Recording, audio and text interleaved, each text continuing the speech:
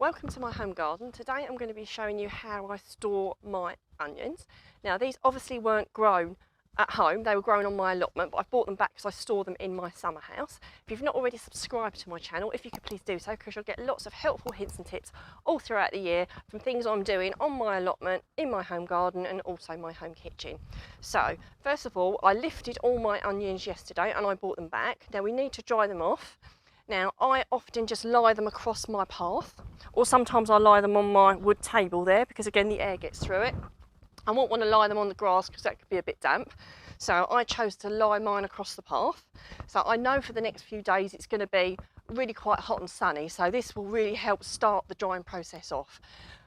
Then I will bring them into my summer house. Now it's the same process, very similar process to what I used when I did my garlic. So obviously I grabbed some of my onions, come over to my summer house,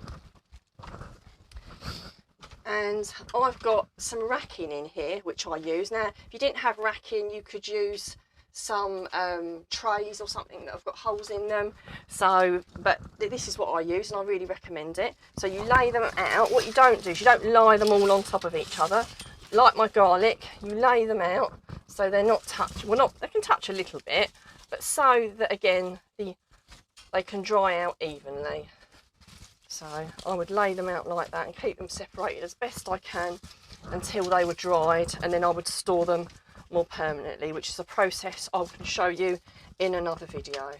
So what I would do when I'm doing this is if I've got any onions that I think have gone to seed, so you know when the onions have grown and you've had like a little bud form on the top, all those ones I would separate from all the others because those are the ones that won't store as well.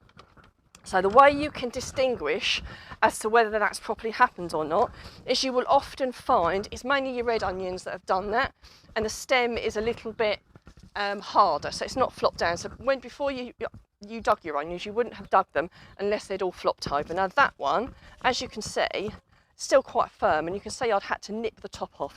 Now that one I know isn't going to store as well as the others, so I will separate those all out and I will make sure I eat those first. And of course you don't have to wait for your onions to dry before you can eat them. I've started eating mine already. You only dry them to store them so you can eat them all throughout the winter and then into the spring if you're lucky enough to have any left. So I really hope these tips have helped you, and if you've got any comments or questions or anything you think could help me, then please put something in the comments and we'll do our best to answer it.